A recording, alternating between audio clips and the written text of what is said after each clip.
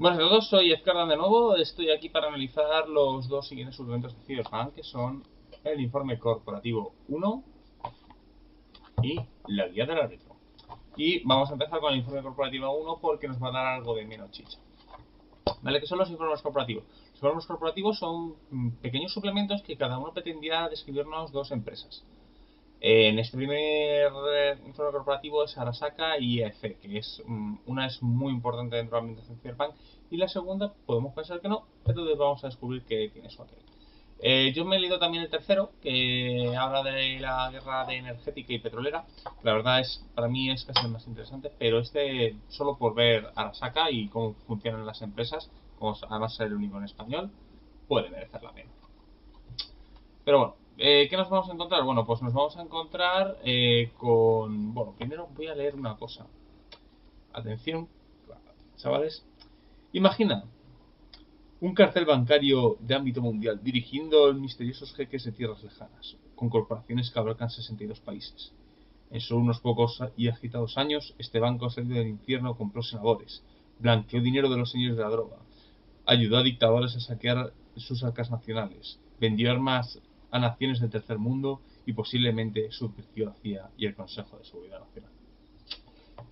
Aquí la palabra clave es imagina. Bueno, pues con esta idea en mente vamos a empezar este suplemento. Yo no quiero decir nada, esto no tiene nada de reivindicación política. Mi ideólogo en principio no va a ir de eso. Bueno, pues tenemos que empezar la primera empresa, que es Arasaka, que nos va a presentar un poco de... Bueno, primero tenemos una introducción de por qué se hacen estos suplementos que pretendían abarcar, y después ya Arasaka. Vale, nos va a presentar la historia de la corporación. Es una corporación japonesa, que al contrario de todas las corporaciones japonesas de la historia, pues parece que esta sí ha surgido de cero por japoneses y porque realmente les interesaba. No sé por qué les dio por esa idea, teniendo en cuenta que en Japón ninguna empresa de éxito tiene fundadores japoneses. Pero bueno. Nos habla después un poco de los productos, que Arasaka se centra principalmente en la seguridad. No tanto en la militar, pero vende también mercenarios militares, pero se encarga especialmente de la seguridad. Seguridad de otros, o de ya sea empresas, naciones o personas. Se dedica a la creación de armas, equipo de seguridad, guardaespaldas, entrenamiento de guardaespaldas, de milicias privadas, de cualquier cosa que sea de seguridad, sistemas de seguridad. No se dedica a la guerra, eso es militares. Se enfrentan un poco ahí en el campo. ¿Vale? Y bueno, bueno, no voy a decir su finalidad por no decir spoilers, pero tiene algo que ver con que quieren el lanzamiento de Japón sobre el mundo. Vale, después nos presentan a los personajes de Arasaka, que es la gran familia de Arasaka, y nos hablan de por qué. Pues porque todo esto tiene una junta de accionistas que está un poco trampeada.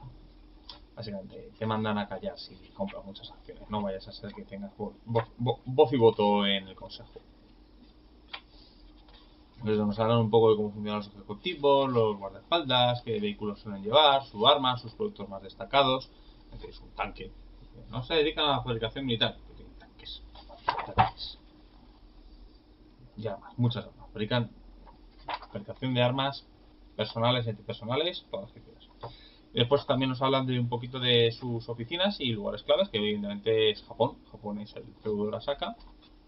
Y nos hablan un poco de los demás, de pequeñas subsidiarias que tienen, que es, bueno, es una idea que todo el mundo puede parecerle clara, pero no sé, yo cuando leí estos libros la primera vez, me quedé con las subsidiarias. Coño, que la gente tiene segundas marcas y empresas que no se llaman como ella.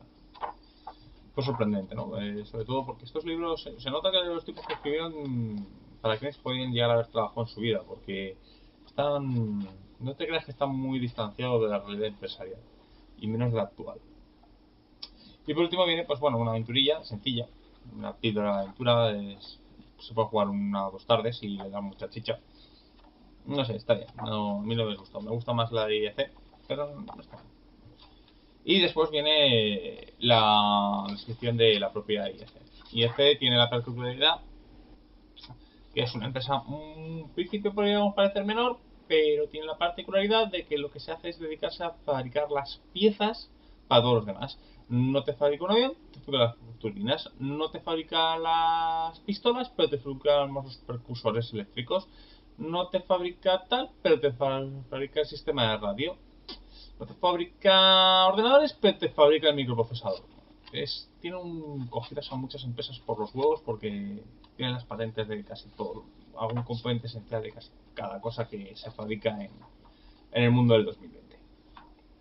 La historia además es curiosa porque está contada por personajes, no es una descripción de la historia per se. Y bueno, pues nada, nos habla como a la saca un poco de los productos, a que se dedican, empresas de limpieza, transporte naval, bienes de consumo, tecnología espacial. Esta es una de las empresas que tiene potencia importante en el espacio. Nos presenta a sus ejecutivos y personajes más importantes. Que tienes aquí. Tienes aquí un rockero que mola. Pues ahí es un rockero muy noventero. Claro, salen los 90 estos libros, como no va a ser 90.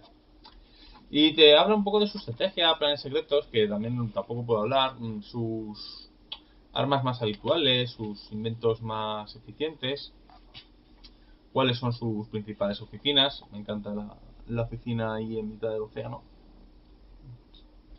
Ahí, me gusta bastante. Es muy chula. Y bueno, también el hotel espacial.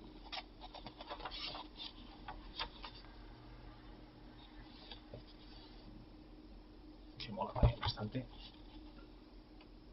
Y un poco el valor, su estructura empresarial y claro, una aventura que no voy a decir de qué trata. Porque no, esta me gustó, la verdad.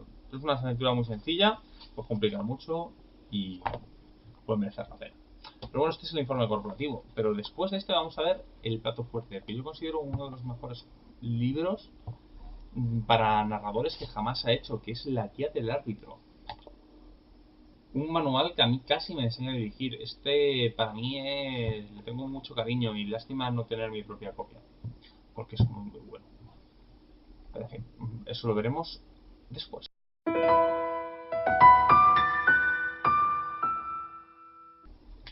Bueno, estamos aquí de nuevo para hacer referencia a La guía del árbitro, un manual de esos duros. Que molan además un puñado. Este manual está escrito, no contiene reglas per se, sino que va a ser una especie de guía de puedes afrontar tus partidas, campañas, cómo dirigir, cómo solucionar problemas, cómo hacer cosas, explicado de una forma muy buena, muy resolutiva, porque como te dice, estos son soluciones, el cómo enfrentarte. Entonces esto no es, te hace mucho pie la diferencia entre solución y sumisión. Solucionar es una cosa, someter es otra, y este va en pos de las soluciones. Pero bueno, o sea, tiene capítulos muy guapos, o sea, y te va a decir algunas verdades como puntos. Si tienes problemas con un tipo de jugadores o algo, este libro es cajera, ¿eh? ¿Y con qué va a empezar? Pues nos va a empezar primero con un clásico, cómo dirigir campañas, y dirás, me lo he chorrada, ya lo sé. Bueno, pues es que este libro tiene cosas que no son tan evidentes, como por ejemplo, que ver a los personajes importa, y que importe. Porque eso te va a solucionar cada vida pasada de los personajes que tienes en 2020 y realmente en cada juego. Fácilmente te puedes solucionar 10 sesiones cada personaje. Pero a poco que les preguntes un poco a los jugadores qué quieren, qué esperan, qué vivieron, quiénes son sus padres, quiénes son sus hermanos, quién les enseñó, tienes a rato. Te dicen cosas que, ya os digo, puede parecer obvio, pero son cosas como pásatelo bien. Si te lo pasas bien, ¿qué más da? Cosas tan chorras como escribe. Vale, está muy bien la idea, pero si no la escribes o la maduras lo suficiente como para llevarla a la mesa, tu idea no se dirige jamás. Son novedades, como también lo digo, acabo de ver la sección de encontrar jugadores. Pues es que necesitas jugadores para la partida, o sea, no importa que tengas la mejor campaña del mundo, la mejor idea del mundo. Si no tienes gente para la que jugar, o baja las expectativas o cambia. O búscalos. Bueno, pues ya está. Nos dicen que nos preparemos, que ante cualquier adversidad, que tengas cuidado, que tienes que premiar y respetar a tus jugadores, no solo tienes que castigarles ahí con mano de hierro, que tienes que estar adaptado a los cambios y aceptarlos, porque no, o sea, tú eres el director del juego, tú eres un árbitro, no eres Dios. O sea, si los jugadores tienen ideas buenas, planes geniales, se van a divertir de una forma, no tienes por qué arrebatársela. También te dicen cosas como que sepas que en algún momento tienes que acabar, no puedes hacer ad eternum. ¿Qué más cosillas? Pues bueno, voy a repasar un poco los consejos así más interesantes. El primer capítulo también tiene un poco de dónde vas a inventar. En tu ciudad del año 2020, en una ciudad extranjera, ¿qué vas a hacer exactamente? Después viene ambientación, cómo ambientar esto, por qué carajo no todo el mundo va con la nanotecnología, o qué esperar de la tecnología, o por qué la tecnología está tratada como tal, cómo tratar de decir el equipo, por qué narices no todo el mundo va con armaduras blindadas. O sea, porque el estilo importa, porque si tú lo que tú parezcas importa. O sea, si tú vas como si fueras a la guerra de Vietnam, la gente va a saber que vas a la guerra de Vietnam. Después, un control, ya os he dicho, control y solución antes que sumisión. El cómo controlar a los jugadores, el que te explican de que tengas cuidado, que no tienes que confundir con que los jugadores te vayan a joder la partida con que realmente no tengan una idea genial a que vayan a hacerlo. Son dos elementos muy diferentes y que, bueno, pues no siempre tienes que reaccionar lanzándoles una bomba atómica a la cabeza. Y eso viene, Te hablan también que tengas cuidado, que una cosa es la ciencia y otra la mitología. O sea, tú no puedes crear un campo energético que pare las balas. Eso es magia.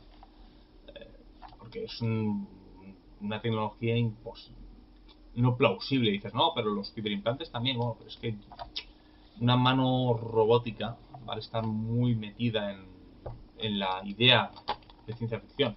Un campo eléctrico que pare las balas, se va un poco más hacia magia. Además, eso te dicen el por qué no sacaron el libro técnico, que te viene explicado. Esto está escrito por los autores de primera mano. Te dice cómo solucionar problemas tecnológicos, por ejemplo, la piel dérmica. La piel dérmica es gratis, bueno, pues ya, pero si eres alérgico o si hay una enfermedad que se transmite a través del ADN combinado con el tejido dérmico, o por ejemplo que los chips, que a lo mejor los chips pueden tener virus, o que se puede colgar la computadora que de los chips, ¿por qué no? Si un coche se cala. Ya os comento, después os hablan un poco de todos los jugadores tipo los Munchkin y formas de solucionarlo e enfrentarte a ellos, y que además os tienes que distinguir porque hay gente que es Munchkin y gente que no es, que lo que es de ventaja. Hay una diferencia muy clara entre este libro de los de ventaja y los Munchkin. Los de ventaja es que meramente saben hacerse un buen personaje y saben cómo potenciarlo. El Munchkin directamente va a joder. ¿Qué más cosas tiene este libro? La sociología de Cyberpunk, que es que cómo tratar la sociedad, cuáles son las nuevas tecnologías, cómo ven a alguien cuando entra en un bar, cómo hacer cambios. Bueno, este libro también mete muchas cosas de Edge Runner y Cyber Generation. Cómo dirigir los combates para que sean divertidos, cómo hacer cosas que molen, qué escenarios tratar. No sé, la verdad está muy bien este capítulo, da una sensación muy buena de cómo tratar y ambientar combates un poco noventera. O sea, actualmente hay mejores técnicas, pero esto es una buena base, ¿eh? Si te pierdes un poco los combates, cómo tratarlos, una gran base. Después te dice cómo dar forma a la vida pasada, es un poco lo que dije en el básico, es cómo hilar tu vida. O sea, vale, en un año eres el novio de la presidenta de América y después estás seguido por todo el mundo, por las corporaciones. ¿Cómo ha ocurrido? Bueno, pues invéntatelo. Y esto te da ideas de cómo juntar y cómo pegar ese tipo de elementos. Cómo hacer personajes, cómo hacer PNJs interesantes, cómo hacer PNJs competitivos con los jugadores.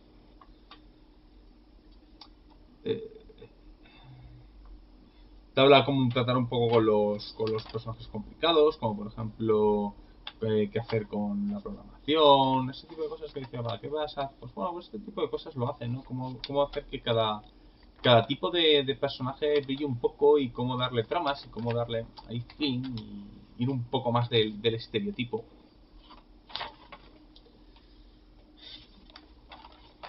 Y ya os digo, todo realizado con unas ilustraciones curiosas, muy de los 90, que pueden gustar más o menos. A mí en general el estilo gráfico de Cyberpunk me gusta bastante, aunque creo que hemos evolucionado un poquito y bueno, algunas se les nota un poco a la gente, pero bueno, es un estilo gráfico resultón. Y bueno, también cómo dar ambiente a las partidas, cómo hacer aventuras históricas, más antes o después del año 2020. Y por último, una serie de consejos y preguntas sobre pequeñas cosas. O sea, es un poco la voz del experto diciéndote de que, bueno, pues que si tus jugadores vuelven por ejemplo las partidas, que lo estás haciendo bien y que potencias las cosas que hablan y los que dicen. Luego viene un pequeño apéndice muy pequeñito de nuevas reglas que realmente vienen, aparte de los explosivos, quiero recordar que no merecía mucho la pena. Un arte marcial nueva, una recopilación de habilidades y roles y poco más. Pero ya os digo, un gran libro. Si no estáis cómodos dirigiendo, son vuestras primeras partidas o queréis aprender un poco a dirigir o cómo enfrentar ciertos problemas, es un libro recomendado. Es uno de los dos grandes libros del director de juego que existen. Yo meto casi uno tercero en Discordia, pero es que merece la pena la mitad de él porque la otra mitad es que son cosas muy para su juego. Este es más genérico. Esto lo puedes usar para Cyberpunk, lo puedes usar para lo que te dé la gana. Es un manual que no importa el juego que tengas, juego que dirijas, merece la pena. ¿Y qué vamos a hacerle la siguiente? Pues la idea sería ya irnos al monográfico de Night City, que yo tengo en esta edición destapada de la factoría, pero creo que vamos a coger y vamos a hacer un pequeño descanso, así me da tiempo a releerlo. Y vamos a tratar otro juego español que es Héroes, del que tengo un poco de todo que decir, pero no por el autor hace un buen trabajo en este libro, pero porque quiero hablar del sistema Fate, que ahí es donde vamos a fijar un poco más, porque claro, son series de traducción, no, los problemas que tiene el sistema no son culpa suya, de hecho las cosas que él ha metido de más, muchas cosas sí me gustan, pero bueno, eso ya llegaremos en la semana que viene, así que bueno chicos, nos vemos.